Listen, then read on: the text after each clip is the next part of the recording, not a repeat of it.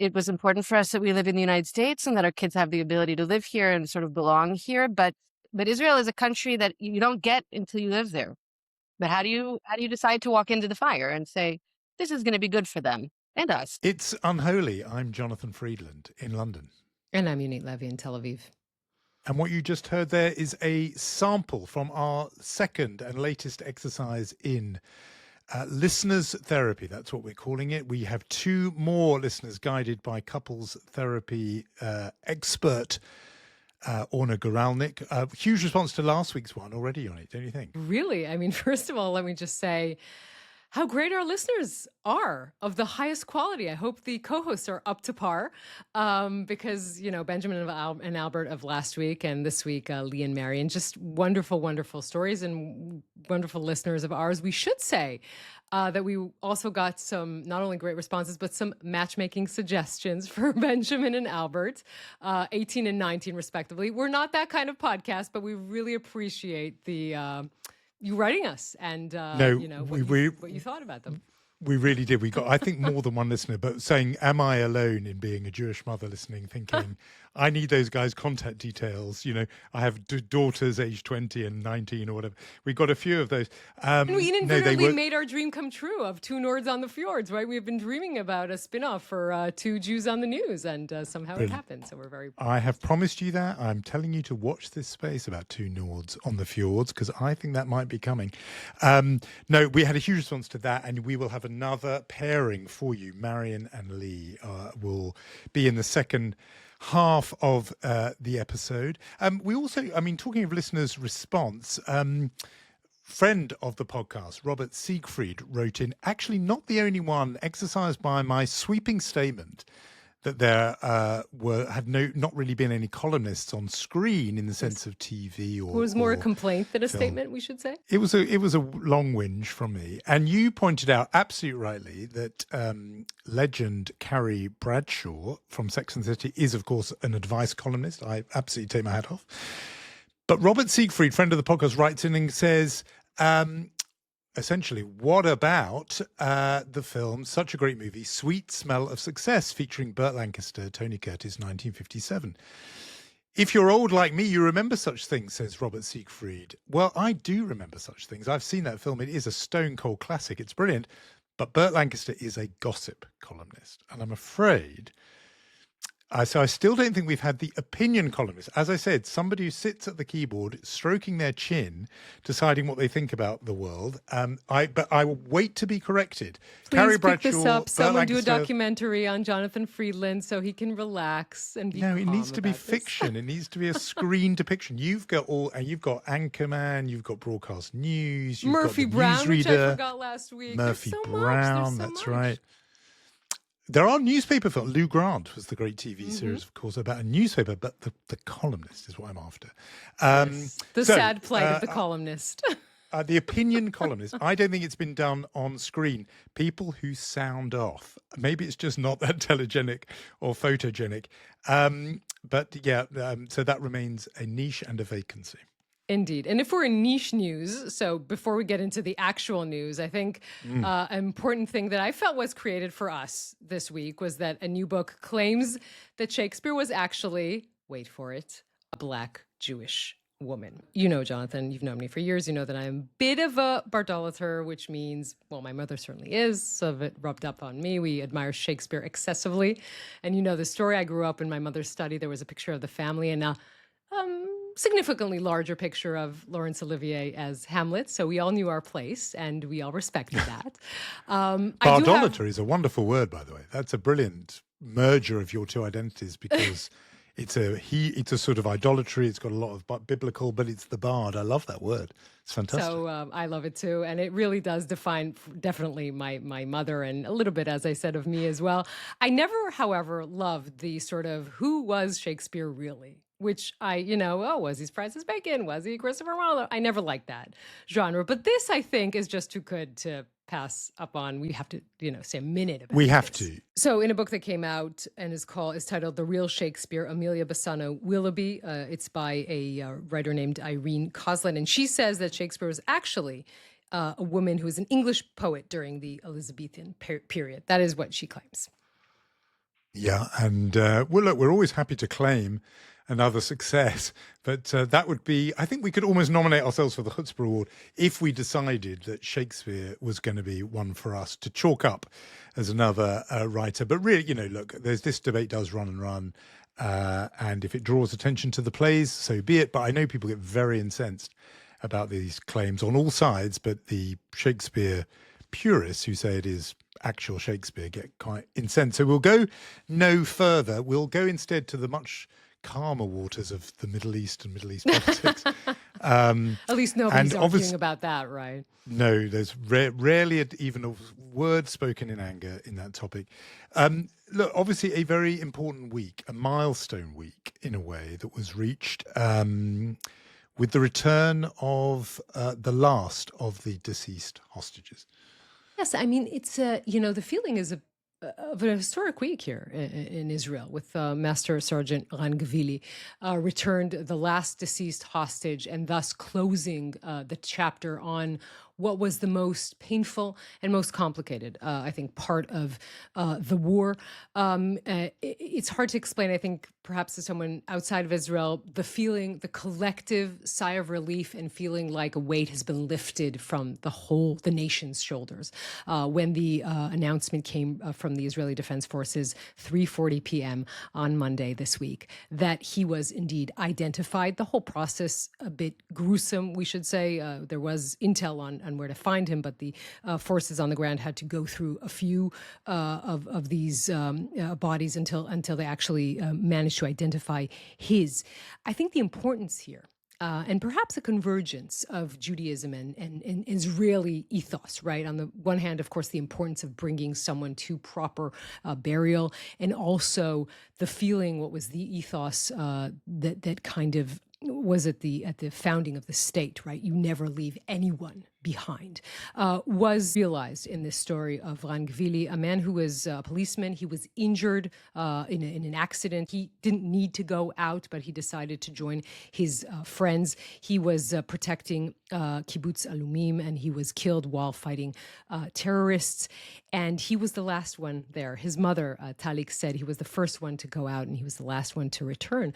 But with that, I think Israel returning to itself and saying, whatever the circumstances were, how long it took, eventually we brought everyone back. And that was the feeling this week.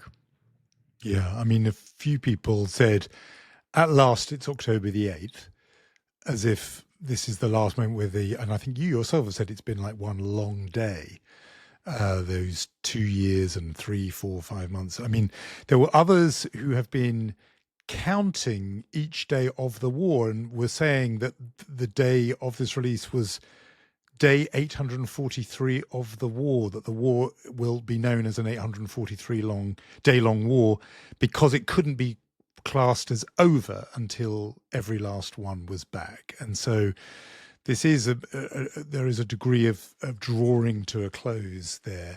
And you're quite right about this thing not having been fully understood outside. You and I did an interview with a British broadcaster actually this week to mark the 5th anniversary of the Unholy podcast. And it was Sheila Fogarty from LBC. She was really struck by it. She made a point of saying to you that she hadn't really appreciated the significance, the emotional hold the hostages had until she'd been listening to Unholy and hearing you and some of our guests talking about that. It's one of those things that, I think you have to really hear it and see it to understand it, how visceral that has been. And so there is a degree of closure there, and we can only hope, but some hope that, as with closure, you get the beginning of some kind of healing, because this had been an open wound. It felt as if it was in the present tense.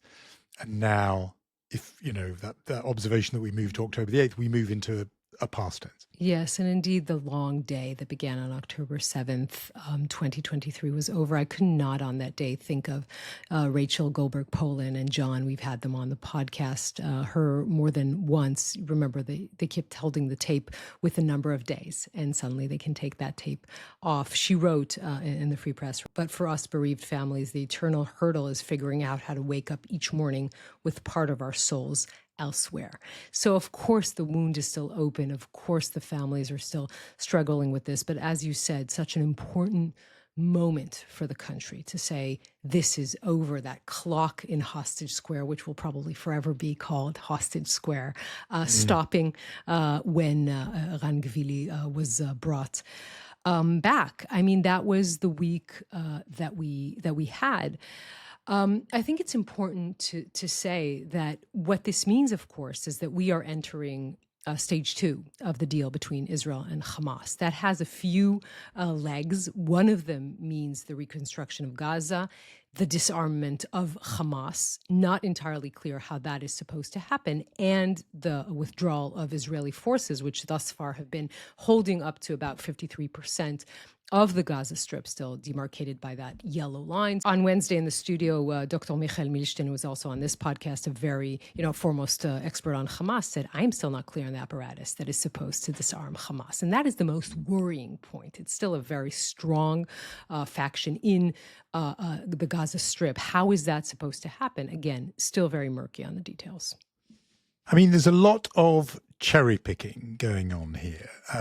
Firstly, just in terms of phase 2, Netanyahu, Israeli government officials often emphasize the bit about phase 2 they like, which is the demilitarization or disarmament of Hamas. But the phase 2 includes things in it they don't like, including full withdrawal from Gaza and a credible pathway to a Palestinian state. They sort of gloss over that. Netanyahu, I think in a press conference this week, said there will not be any withdrawal, or he said there wouldn't be a withdrawal of Israeli security forces, let alone a Palestinian state ever. Quote, Israel will maintain security control over the entire area from the Jordan River to the sea. But that's not what phase 2 asks for. So that tells you how the negotiators have got their work cut out for them. But in terms of cherry picking, and it relates to the return of the hostages, obviously Netanyahu was very quick to take great credit for the return of the hostages, for bringing them all back. And there are things more that one could say about that. For sure.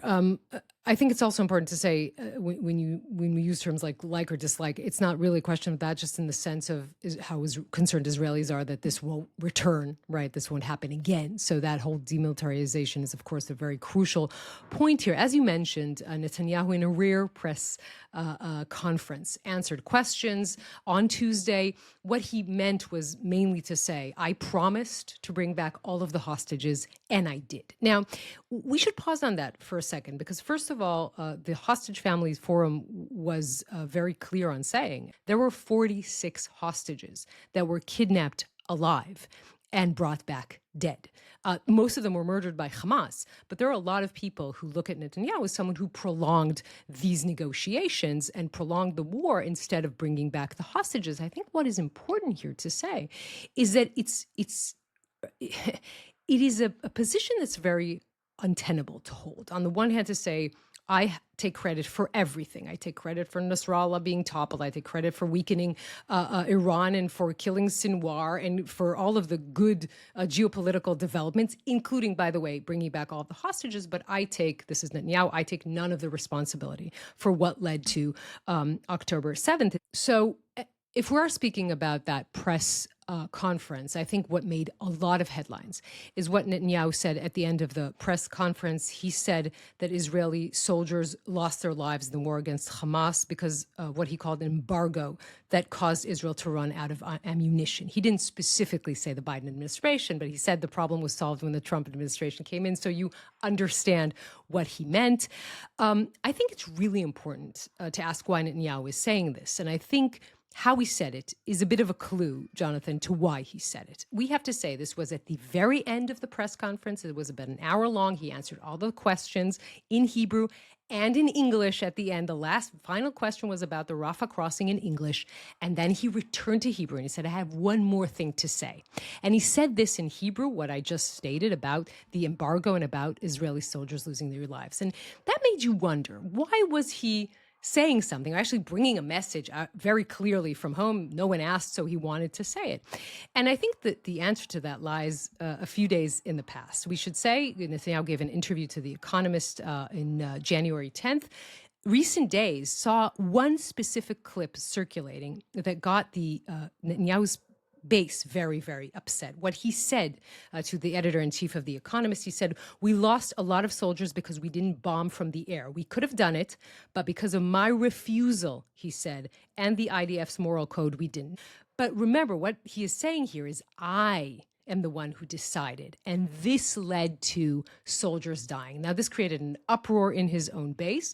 So what it seems to many in Israel, like he was trying to deflect and to talk about Biden's fault and Biden's actions creating the situation in which Israeli soldiers died, instead of Netanyahu himself taking the blame.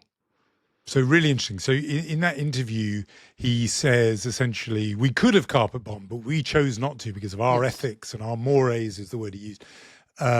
We restrained. And so you're saying he was criticized from the right there because they were thinking, well, if you could have carpet bombed, you should have done, rather than put soldiers at risk. You put soldiers at risk. Remember, Netanyahu is trying not to take responsibility for anything. And so he's saying, I made this decision, right? Personal. No, I get it. But I'm just observing the cultural disconnect because he would have been thinking to the Economist audience, he needs to say that, look, I was actually limiting the number of Palestinian casualties.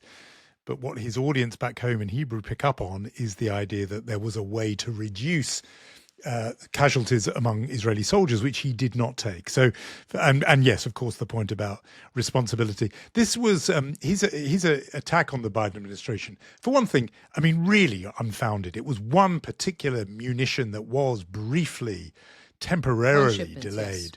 One shipment. I mean, of a particular, I think, high grade or heavy weapon, but the rest came, and it came in constant supply from the beginning all the way through, and that Joe Biden paid a very, very heavy price for it politically for doing that. And it fell to Amos Hochstein, who was a senior Biden official, was on the podcast just 2 or 3 weeks ago, to go again on social media in riposte to this statement, saying Netanyahu is both not telling the truth and ungrateful to a president that literally saved Israel at its most vulnerable moment. On social media, Hochstein said, the only acceptable response to the president of the United States, Biden, and the American people is thank you.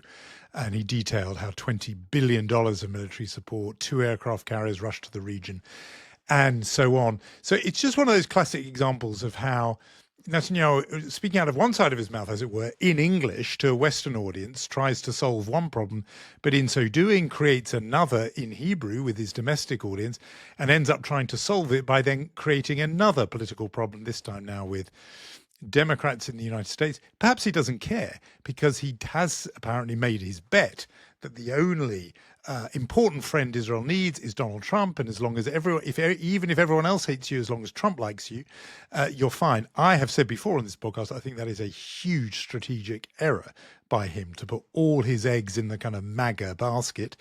We know from Oliver Conroy, who was on the podcast not long ago, that MAGA is falling out of a big chunk of MAGA is falling out of love with Israel and Christian Zionism. They're not into that anymore, younger ones. And yet Netanyahu has sort of bet the farm on there and feels he can just throw Biden under the bus. Big risk for Israel, even if he did it in order to get himself out of a domestic political hole. It's a big risk, particularly if you're looking not far down the road on who might win back the House of Representatives in less than a year. Correct. But I think Netanyahu is looking at the next election. What I find really interesting about this story is that Netanyahu kind of, tried to dodge a bullet no one was shooting. What I mean by that is that his base, there was an uproar on Twitter, but no one asked the question in the press opportunity, which means that in the real world, no one was really preoccupied by his statement for The Economist, but he felt the need to say it anyway. That's why he came with that message and kind of left it for the very last thing, because no one else asked. So I think in this case, it kind of backfired, because now everyone was thinking about The Economist instead of thinking about what he said. I think what he would want is exactly that argument. Was Biden good for Israel? Wasn't he good for Israel? Instead of focusing on what he actually said to The Economist. We need to talk about Iran. I'm sorry about this. I seem to be a broken record going on the podcast every week and saying this might be the week where Donald Trump attacks Iran. But we have to say, Israel's still very much in a holding pattern. It's so interesting to me that, there's the pizza index, right? That you think that when there's a spike in pizza deliveries around the Pentagon, there's a national security emergency. So there's a social media account dedicated to monitoring exactly. pizza deliveries. It's an informal way to know if war is coming. They have little graphics for Papa John's and Domino's showing you who's ordering and when. So our friend Amos Harel was telling me this morning that he made up a parking lot index for Israel, which means the parking lot at the Kiryat. The Kiryat is the main military base in Tel Aviv. He was there this week and he said, parking lot is pretty empty. It doesn't seem like there is an urgency, right, to that this will happen tomorrow. And in the meantime, the numbers coming out of Iran, of the regime, murdering its own people is just unbelievable, horrendous numbers. Well, let's start with that, because that's the heart of this. I mean, there's reporting from Time magazine that on over a 2-day period, 48 hours, January the 8th and 9th, they have two sources, official Iranian sources, saying 30,000 people, civilians on the streets of Iran, were killed in a 48-hour period. I mean, just pause and take in that number, 30,000 people. It is even if that is proved to be excessive, an exaggerated total, other people are talking 16,000, 20,000. It's hard to prove. The internet was cut off. It's hard to get independent information. Obviously, the authorities have a vested interest in the number being smaller. And so it's very, very hard to get a grip on it, but it is extraordinarily high. And, I get this lament all the time from people texting me, messaging me, where is the outrage? Because you would have thought with these sort of numbers, stop all the clocks. The media would clear the decks and only be talking about this. There would be demonstrations on America's campuses, in capital cities. The Time magazine made the point that if the 30,000 figure is borne out, and like I say, other people are saying 20,000 and counting, so it's not wildly off the sort of average that you're hearing. If that figure is borne out, it will be the biggest single event massacre since Babin Yar in 1941 in the Holocaust, where the estimate is around 33,000 people in a similarly brief period. This is a colossal event. And I think, if anything, it has been massively underplayed. There was a huge sort of fuss over it at its peak, and then it sort of fell off the news agenda, knocked out by Minneapolis and so on. Donald Trump's response, the peak of it was to say, America's coming to the rescue, keep on protesting, we're coming. That didn't happen, obviously, and we'll remember how much fuss there was when Barack Obama set a red line for Syria if chemical weapons were used, and then they were used and he did nothing. Donald Trump said, I'm coming, America's on its way, coming to the rescue. Didn't yet. For now. So I just mentioned that for now. But even if he were to come now, he's changed the rationale. So on social media, he said, hopefully Iran will quickly come to the table and negotiate a fair and equitable deal. No nuclear weapons. One that is good for all parties. As I told Iran once before, make a deal. The next attack will be far worse. Don't make that happen again. He's changed the rationale now to be about nuclear weapons. Now, obviously, that's central for Israelis, that issue, the nuclear weapons issue. But notice the change there. What he's saying there is, as long as we cut a deal on nuclear weapons, regardless of the killing of civilians, we can make a deal. In effect, that is to abandon the cause of the massacre of civilians and make it much more a transaction about America's national interest. Obviously, it affects Israel's national interest. I just think it's a big, big shift. And in effect, the issue that drove all this, which is concern for the people of Iran being gunned down, machine gunned on their own streets by their own government, I think they have, in effect, been abandoned. Now, of course, with Donald Trump, we know it can change in 5 minutes, and maybe he'll come back to the issue of Iranians in the streets. But that is, it's a real-time atrocity that is going on right now. And the most powerful leader in the world is suggesting time to cut a deal on a different issue than the killing of civilians. I mean, First of all, my gut tells me, and it's probably not only my gut. I remember we had Suzanne Maloney, one of the biggest experts on Iran, talk about the numbers and say that a regime that kills its own people like this, at the end, this is the beginning of the end. I don't know how long the end will take, but it does. It's just not. It's not a regime that its legitimacy can hold for very long. I don't know how much of what Trump is saying is a diversion tactic, is real, is, we really, really don't know. There's one man who will make this decision. We don't know what he will decide and when. In this country, obviously, everyone is sort of, apprehensive, because the meaning of that, as one of the top Iranian officials said on Wednesday, is clearly whatever the American response will be, or whatever the American attack will be, whatever scale, we are attacking Tel Aviv. And that he mentioned that to deter an American operation. We really don't know at this point where we are heading. Yeah, I think that's very chilling. The social media post written in Hebrew from the senior advisor to Khamenei saying, any attack on us, the response will be directed at the aggressor at the heart of Tel Aviv and all its supporters. Explicit, black and white. You hit us, the Israelis get it. And so that's, got to be in our minds, but front and center, I think, obviously at the moment should be the people of Iran. And these are reports now of attacks, retaliatory attacks on surgeons and doctors who treated the injured. I am shocked and appalled by it. Not only you, yeah.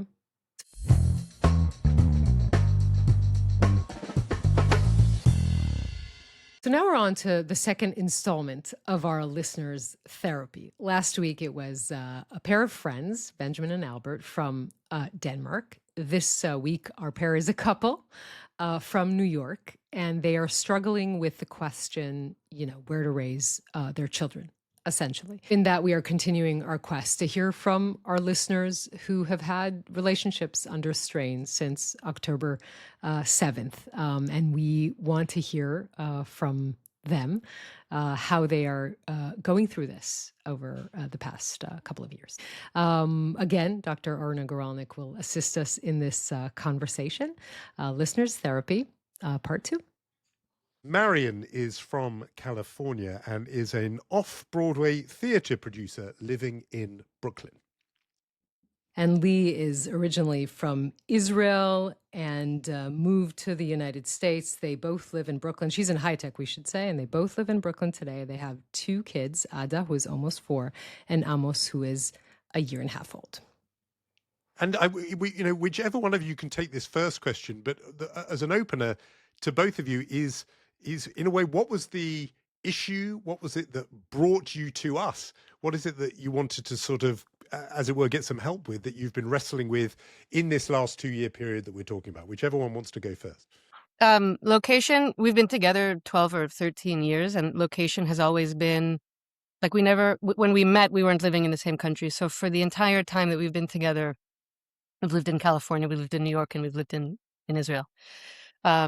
And we're kind of, especially since having kids, sort of trying to figure out where should we raise them to sort of tie all the cultures together. And also for our family, all of my family lives in California, all of her family lives in Israel. So what are we doing here?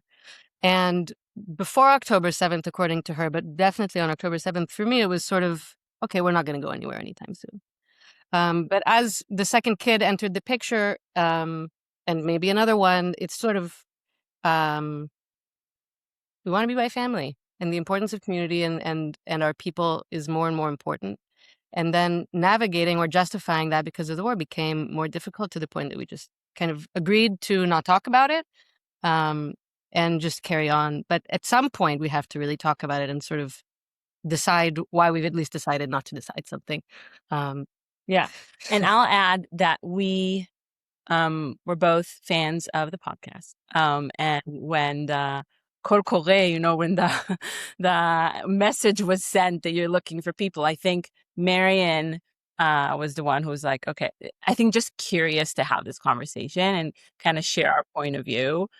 I don't think we are, and you feel free to, use whatever you want. But I don't think we are naive that we think, well, come here and this session, this is what is going to, we're going to solve it now, guys. And in a way, what's interesting about where Marian and where we're at is that the conflict is not between us, it's within both of us very similarly. And so we feel very similarly, but we're conflicted about our position within ourselves. And so, which makes it easy in our relationship, but doesn't make it easy in the existence of our day-to-day life. Yeah.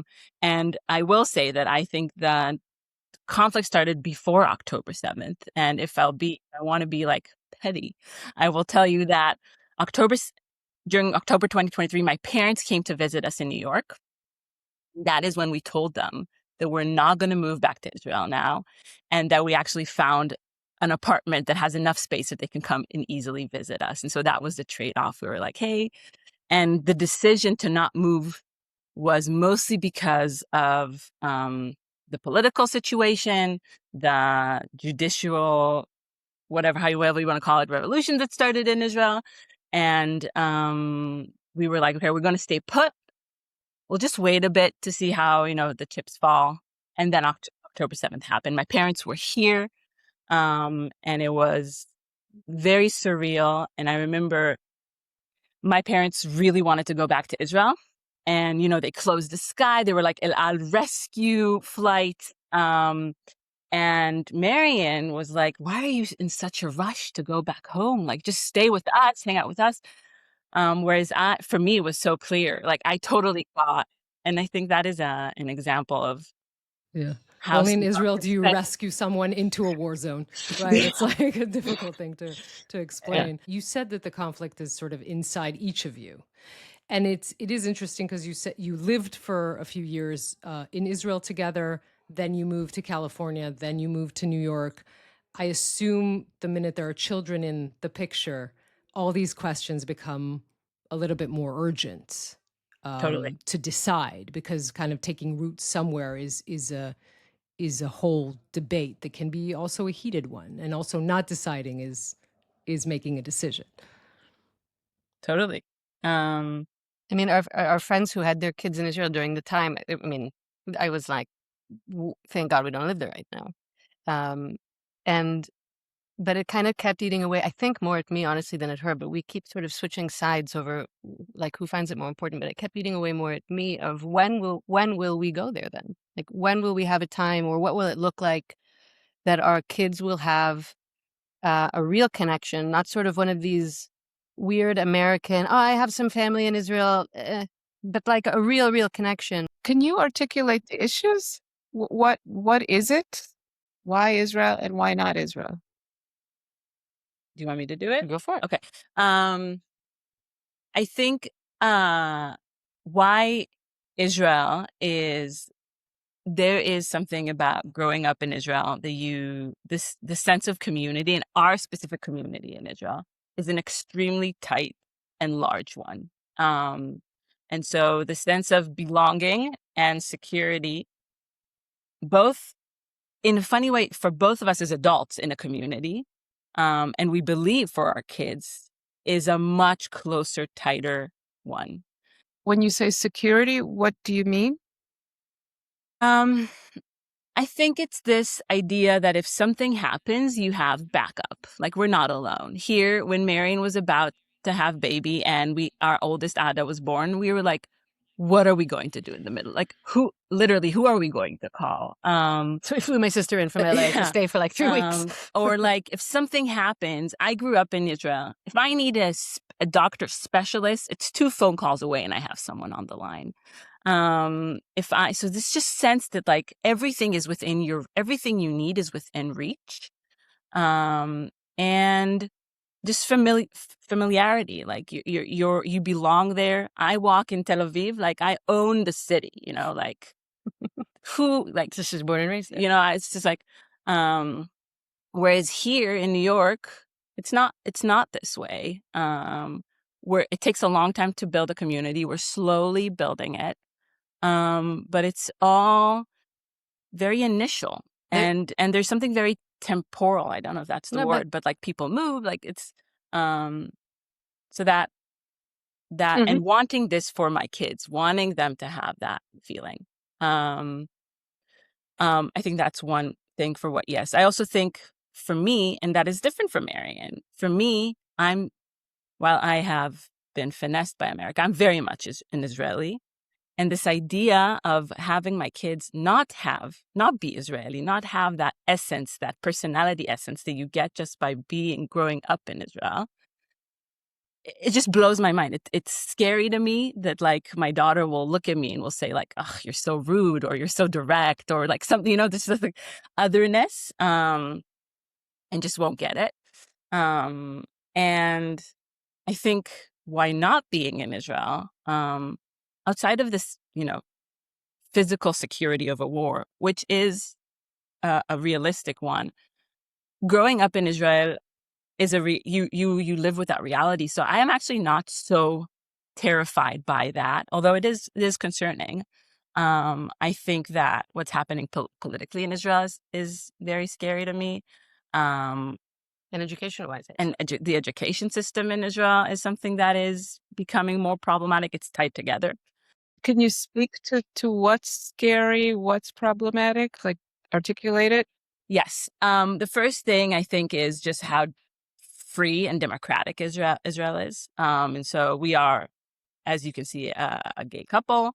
I am not sure what the reality is going to be for couples like us in Israel. Because of the rise of Jewish fundamentalism? Yes. That's one thing. The second thing is just there's a very intense internal animosity between people who hold different political opinions. I think when you look like us, it tends to be more clear where your political opinions are. And I fear that there's going to be a day where there's going to be it's already here. I don't live in Israel, where there's like physical risk for people like us. And that does not come from law, just comes from the social attitude. Yeah.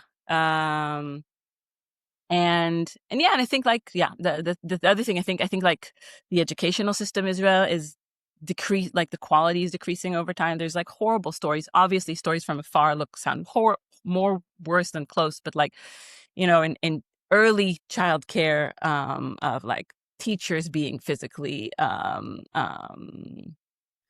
hurtful towards kids, and just like the education system is not fantastic. And so that is something that I am worried about. And Marian has a family in the United States, so I will also say that. They count. They count. But do you want to add, Marian? What are your thoughts on this? I have a really patriotic mom.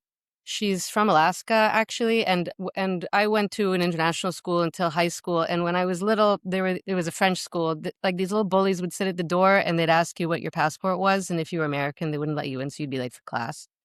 And so I'm also Canadian because my dad is Canadian. And so one day I said, I'm Canadian.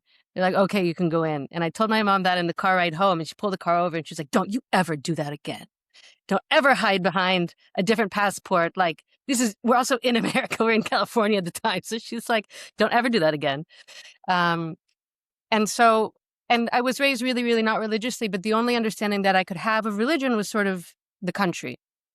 Even if it's so terrible, and even if everything about it is unrecognizable, the essence and the principle of what it hopes to be is sort of what you value. So that's really the closest I ever came to understanding what it could be like to believe in something that it has so many issues. And I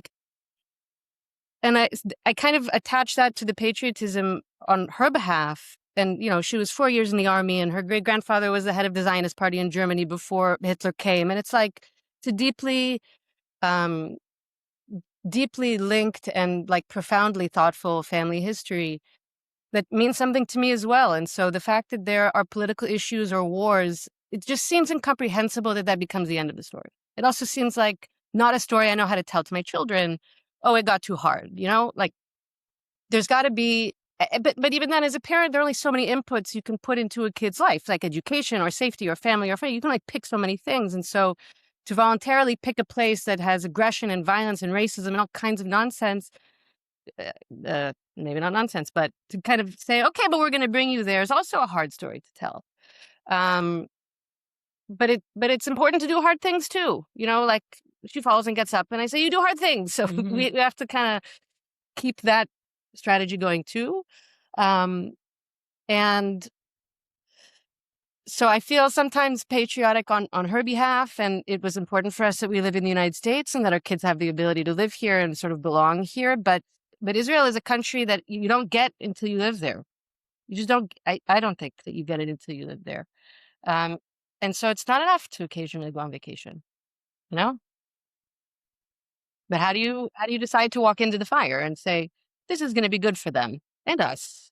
I just want to say that the two of you are really capturing how what you're calling patriotism or belonging in a kind of a nationalistic way. I mean, you're each coming from a different collective, right? A different identification. What's the draw in one direction versus the other? When you say draw, you mean like which has greater appeal, or what's the appeal to both of them? What is the appeal of each of these collectives to you, and how are I don't you? know. I mean, I gotta say, I didn't marry an American or a Spaniard. Like, there's got to have been, and vice versa. There has to have been something from long before children or long before location even made sense, because we were living across the world when it started, really. And like we can go back a long way what that originated as. I'm not really sure, but yeah. I'll talk about. I can talk a bit about what's the draw. I think for me, the Israeli draw is this openness and intimacy, personality-wise that you experience with people that you meet. We joke, we watch a lot of reality TV. Not a lot, a healthy amount. We watch mostly the cooking Israel. And so it's so funny that in Israel, you see a reality TV show, two people meet for the first time. They've never seen each other before. And they're like immediately say loving words to each other, like Chaim Sheli, my life, my love. Like they've never met each other, total complete strangers. And they've already fallen in love for each other.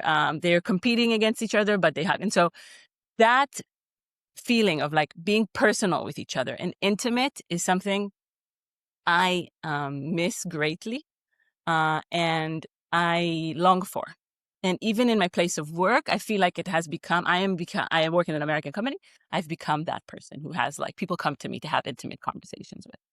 And so I think that is something about the collective. Also, I and also Mary have a group of people that I've cultivated for 34 years, 30 years when we left that are my gang, that and it will take me maybe never, but if I will, it will take me 15 years to build this here if I would be able to. And so it's just that specific group. And sometimes I tell Marion, I can live here, we just need to move everyone here, and maybe we'll live here. And so it is what it is in Israel. So how has that changed your fantasy of what the Israeli collective is? I don't mean it to dismiss it as wrong. I'm just talking about the inner world of like how we imagine our community. How has that been impacted by, look, your vision of what it means to be Israeli? How has that been impacted by October 7th and everything that happened after? Have you changed your inner Israeli? Wow, it is a hard question. I think there is a compartmentalization system I have as an Israeli, where like I can have this.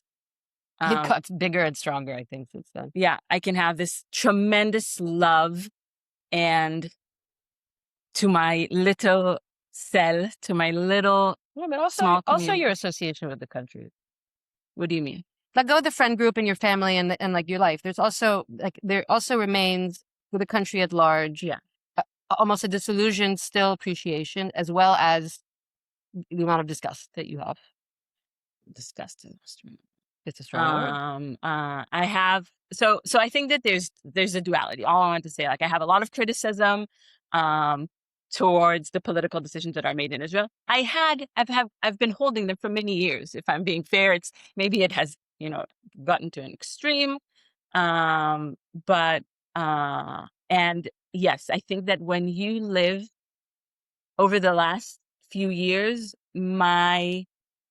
I've become a bit more uncomfortable with some of the decisions that are being made in Israel, but it's almost completely disconnected. That's the thing that I want to say. It's like there's two beings. There's this like moral, political, social concept in my psychology and my day-to-day, how I feel in when I live with my family or with my friends, or and so I think that the thing that changed is more my criticism on the like and on the moral side, but to the day how I feel when I go out and have wine with my friends in my brother's restaurant in Tel Aviv, that hasn't had a big impact in the last few years. Do you have anything to say about that, Marian? Do you feel similarly when you imagine, let's say, one day moving the family to Israel? Do you maintain the same distinction between the political, moral, ethical, and the personal when you imagine what it means to be in Israel? I have found it a harder needle to thread. Can you describe trying Yeah. to thread and where you get stuck? So my form of political expression or personal expression has always been through the arts. So the plays that I make, the television that I make, that's sort of the way that I speak. I'm not a hugely, I won't hit the streets. I'm not going to write things online. It's not my vibe. But I internally am a very, very political person. I just don't particularly like to argue very much. So, for 4-ish years now, I've been making a television show in Israel that's Arabic. And it's sort of my way of dealing and processing, and will come out this spring and we'll see how it goes. It was before October 7th and now it's after October 7th, and like I hope it goes well, both in Israel and internationally. But it's like the first primetime Arabic television show. So so I'm in some process where in order to justify living there, I have to confront it. I have to deal with it. I don't know about her. Wait, when you say it, say the it.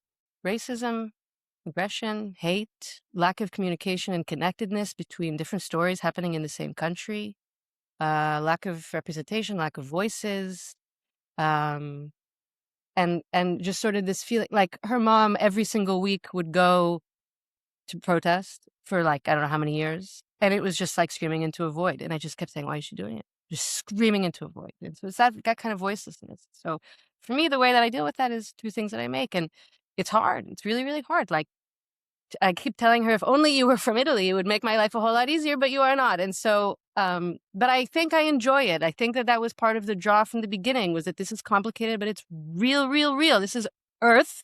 This is like serious geopolitics forever and ever. We have kids that enter the equation, but even without kids that enter the equation, I'm my own woman who walks the world, and I married into this country, and feel a sense of responsibility to care, but also a need to be delusional and compartmentalize and live blind so that I don't become just a depressed zombie, which can happen. To add to that, one thing that Marian told me a few years ago is that for her, in a way, moving to Israel is admitting that she's okay with everything. Like she's like complacent. I don't know, complacent is the word. Like she's like, by me moving now and all of this, I'm saying, okay, I'm okay with this. Lee, don't feel this. I feel that I can move back to Israel, and it doesn't make me feel like I'm saying, I'm okay with the political regime in Israel, or I'm okay with I can live in that duality. And I think Marian feels it less, or at the time. it ebbs and flows. But at the time, one of the time we had like a more, you know, lively conversation about it. She was like, I cannot see myself like just moving. In my mind, like morally, I would feel a hard time with that. Well, I was going to just echo something or respond to something really interesting that Lee, you just said, because it struck a very strong chord with me, as which is when you, I think, summarizing Marian's position, that for an Israeli to return to Israel is one thing, but for a non-Israeli or a diaspora Jew or whatever, seems like some kind of vote of support for the status quo, some kind of endorsement that isn't maybe the same for an Israeli. I just thought it was an interesting difference between a diaspora Jewish view of this or an Israeli view of it. And not to be the annoying Israeli, but just to add on to what Jonathan said, I mean, I love the way you talk, both of you, about your relationship and your thinking. I was just going to say, but if you're in the United States and Trump is president, do you necessarily, and I might add, whoever do you necessarily agree with everything that country is doing? And doesn't that add, some sort of layer here? No, for sure. And to be fair, I think it's a new concept for Marian. And for when we moved in 2016, Trump got elected. Marian moved in August. I moved in November. And in November, early November, election happened, and Marian called me in tears, weeping. And I told her, Mayor, I know it sounds crazy, but life will go on. I'm telling you, as a person who lives in Israel for tens of years with the political, and life will go on, and the system will continue. And so I think for Marian's family, it's still a novel concept. Like, they are, the level of anger they have towards it is new. They still are. Let's talk in 20 years how they will feel about it. Maybe they will feel differently. Like the ability, like maybe they will feel like it's less a vote of support. Marian's dad says statements like if Trump gets elected, we don't need to go there.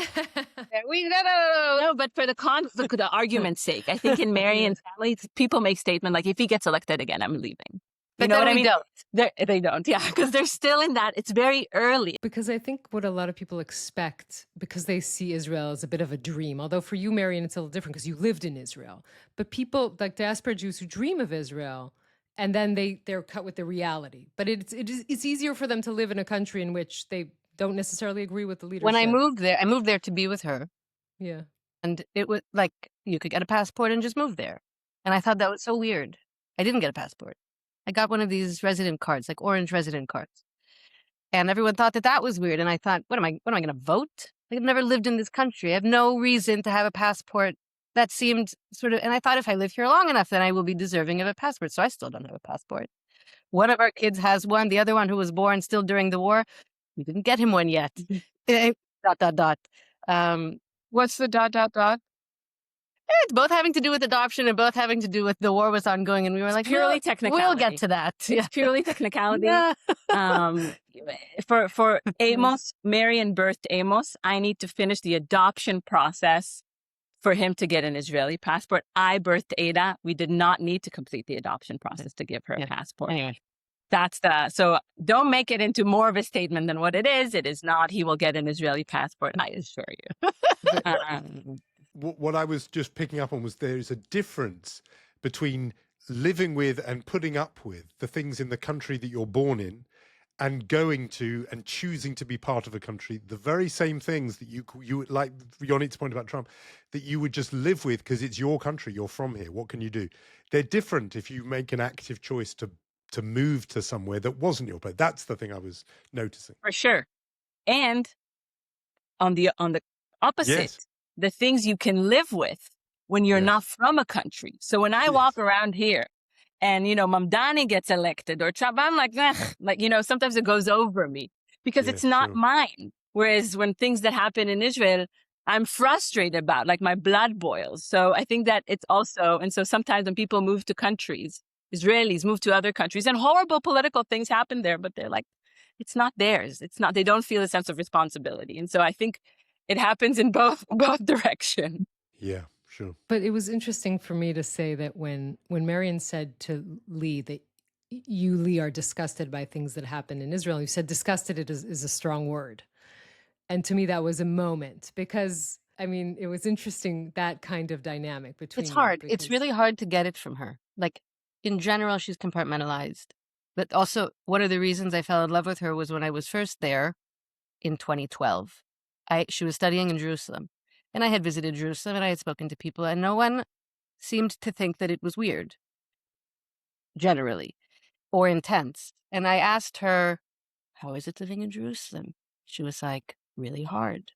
And I was like, "Thank God, somebody admit this Like is." it's intense. It's It's intense. yeah, and like, because the air changes, everything changes for me when I go there, and it seemed like no one thought that it was any big deal. And then it's in her, it's deeply in her, but it's just well protected and well guarded, and depending on what's going on, it sort of quietly guides our decision making. But first time I went to therapy was when I moved to Israel, because I realized we can't talk about war very much together. Like, she's been there, done that. There's only so much we're going to get through. So I'm going to go talk to somebody else who can be my own person. And just more in maybe Orna's field. I think Marion is a way more dramatic person than I am. So like it even has nothing to do with the topic at hand. Yes, there's something a topic at hand, but I think Marion like makes very extreme statement that I always like kind of say, oh, don't be so, it's not so dramatic, it's less dramatic. And so and yes, I think similarly, like when you have, I don't know, when you try to protect something. So I'm trying to protect Israel. I am a protector. And so I will never, there are some scenarios in which I will not make maybe as radical statements that I would make if I were among Israelis, that I was like, you know, my friends in Israel, then I can talk, you know, all the hard shit things. But if I'm, you know, in this, I need to manage this situation, then I like will protect. But technically speaking, like I think disgusting is just, I would never use that word. It's so extreme. Like it's just a general word on everything. That's let's talk about specific. Yeah, let's be specific. Yeah, that's it. One thing you haven't mentioned, as one of the, and the fact you haven't mentioned it maybe means it isn't, but is it part of the conversation at all what it would be like to bring up Jewish children in America in this post-October 7 era where we have seen anti-Semitism is more of a thing and is rising? Is that part of the conversation, that in a world where there is more hostility to Jews than many of us can remember, it would be easier / harder in America or in Israel, just that bit of it? It is and it isn't. I'll explain. We don't feel that in our day-to-day life in New York. Brooklyn and New York are still so Jewish and like shockingly Jewish. I remember I called the Oda shop when we moved and it was closed on Rosh Hashanah. And I was like, what is it for you in Rosh Hashanah? Like there's not. And so it's shockingly Jewish. And so we don't experience in our day-to-day, even though there are videos. And I know that it's happening in New York. I'm just saying that I have yet to encounter it personally. I'm sure that when I will, it will have an impact. We were, amongst some of our deliberation, we were like, maybe we'll move to London. Like that was another thought at some point, because it is closer to Israel and da-da-da. And I'm worried about moving to London because of the anti-Semitism in Israel. So yes, I think that if we would have lived somewhere else, or if the situation in New York will become more and more like we would feel it more and more on a day-to-day life, it will have an impact. I have no doubt. It blew my mind when I was getting to know her that it still blows my mind that she said that she never felt like she was a minority. Because in Israel, she's not necessarily. I am not. Conversation can be had there, but anyway, she just like enters the world knowing intellectually that there are issues, and one behaves a certain way depending where they are, traveling or whatever. But that just in her essence, she didn't feel that way. I do not think that our kids would feel that way, but I also understand that we live in an exceptional place in an exceptional way. That is not representative of the rest of the country. And you didn't feel like that. Marion, growing up in California, in the United States, felt her Jewishness was something she was aware of when she entered a room, and she definitely felt like a minority.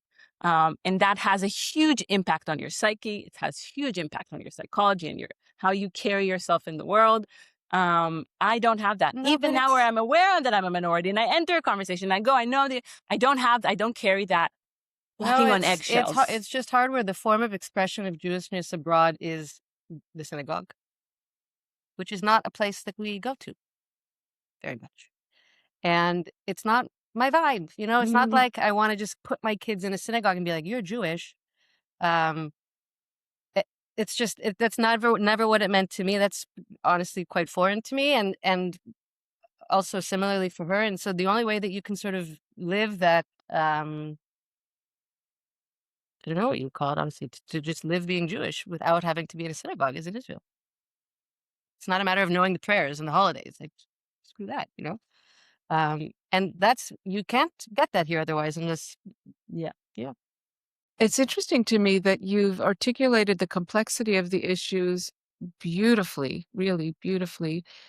And it's interesting to me that just at least from this conversation, it doesn't sound like it creates an actual gulf or impasse between the two of you. It really does sound like you're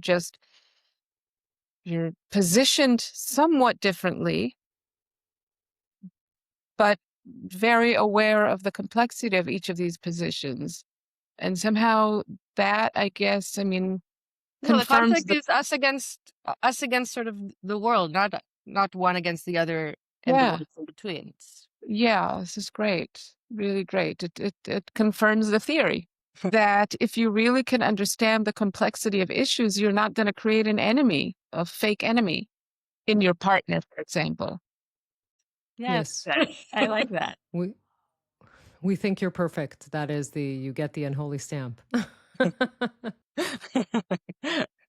We're very grateful to you both. Thank you. Thank you. Thank you very Lee, much. Marion, thank you so much. Yeah. I was just going to pleasure. say that I'm grateful too. This was I've really been moved by this conversation. Thank you Really. very much.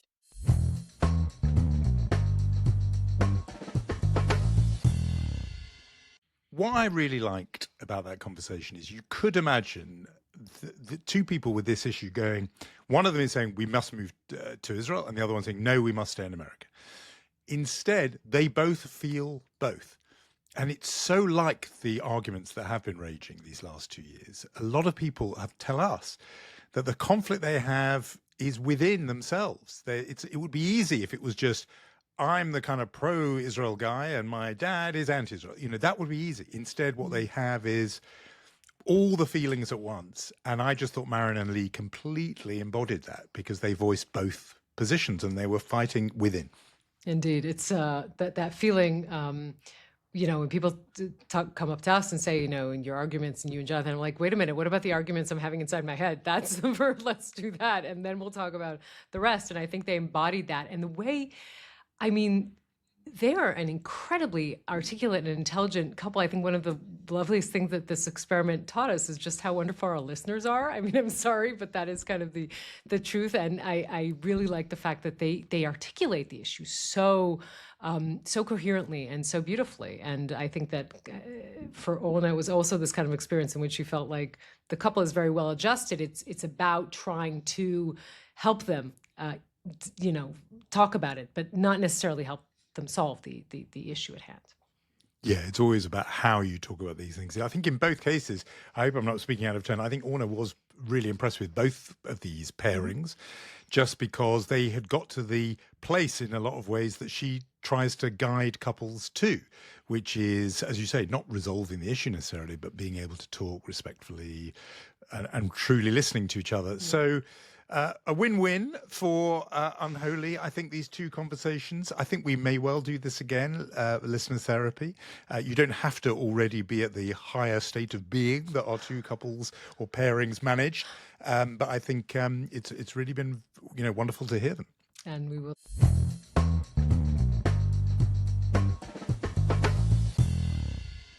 So now we're on to our awards. I think that the chutzpah this week does go to the BBC. It was Holocaust Memorial Day, International Holocaust Memorial Day this week. And for some reason, I can't really explain it, but the BBC had a few mentions of the people murdered in the Holocaust, the 6 million people murdered. And they didn't mention Jews, which is just, I mean, I think jarring for a lot of people. They had to apologize and kind of walk this back. I will be slightly generous in saying that, mentioning that in her wonderful book, Dara Horn, book called People Love Dead Jews, that came out long before October 7th, she mentions this sort of way in which the Holocaust became a universal story. And in doing that, there are people who kind of erase the fact that it was Jews who were murdered and kind of talk about, people. So if I'm generous towards the BBC, I'm not sure I want to be, but if I am, I would assume this is part of it. But at the end of the day, this is a story. It has meaning. You have to say what actually happened. Yeah, I mean, a bad mistake by bits of the BBC. I'm a big BBC consumer. I went through the day hearing and listening to BBC radio output. It was all about Jews and interviews with Jewish survivors. The thing is, there's just thousands of hours of output, and so one bit, the website does one thing, TV does another, radio does another. But a really bad mistake. I've been surprised how much of this anger has been directed at the BBC rather than at, for example, Vice President J.D. Vance, who did exactly the same thing, by the way. So he did his post, "Today we remember the millions of lives lost during the Holocaust," etc. No mention of Jews, Nazis, anti-Semitism, none of it. It's purely that same universalism. Humans create beautiful things and are full of compassion. We're also capable of unspeakable brutality, says J.D. Vance. No reference to the 6 million or to Jews, etc. I think there's one bit of this, which is people know that give a little bit of the benefit of the doubt.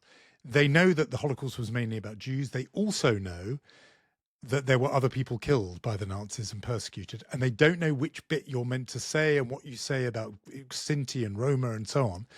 And so they get themselves all tangled up and don't know what to say. So I went to the United States Holocaust Memorial Museum definition, and I think this may be helpful.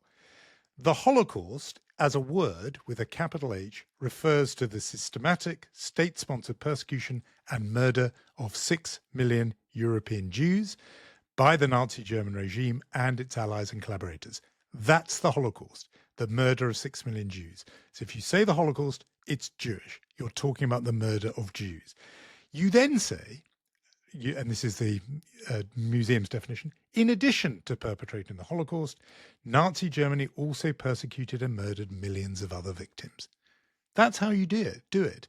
Both things are true. The Holocaust, the victims of the Holocaust were Jews, that's what the word means, and the Nazis did persecute many, many other groups.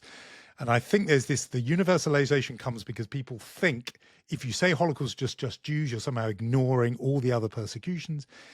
If you say or emphasize the other persecutions, you omit Jews. So here is the solution. For next year, if you're a media organization, you're advising a public figure, that's how you do it. Look at the definition, and there's the language there. It's not that difficult. But this does keep happening. It happened with Donald Trump himself, you'll remember, in the first year.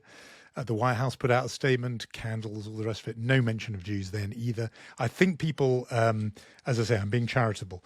I think there is this universalization that Dara Horn mentioned, and I think people tie themselves up in knots. There's no need to be.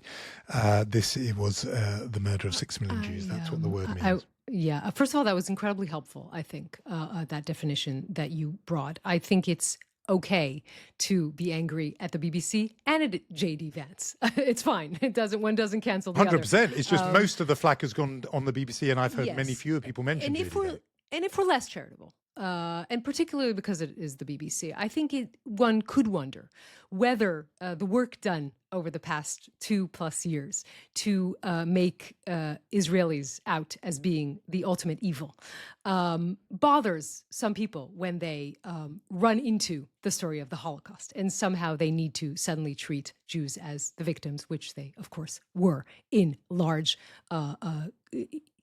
rather shocking numbers in the Holocaust. And that is a moment in which the people who wanted to see the Jews in Israel only as evil find themselves rather confused with their historical reality. And I think that could also explain some of what was going on here. But again, this is the less generous reading of what happened here.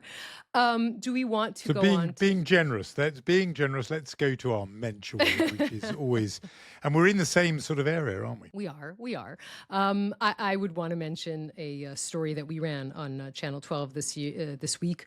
Our correspondent Ohad Chemo, who traveled to Auschwitz and met with Kai Huss. Of course, that name means a lot. At least the last name does. He is the grandchild of Rudolf Huss, who was the commander of Auschwitz, and he is someone who lives his life in deep contrition for what his grandfather did. He's a vocal supporter of Israel and someone who fights against anti-Semitism. So this was an interview with him, and also he met with a survivor of Auschwitz, and a man who dedicated his life essentially to make sure that what his grandfather was in charge of will never happen again. And he's quite an interesting man. So I think that in this, thinking of what this week was, I think that is a worthy Mensch award this week. And Holocaust Memorial Day, always so somber and a moment of reflection.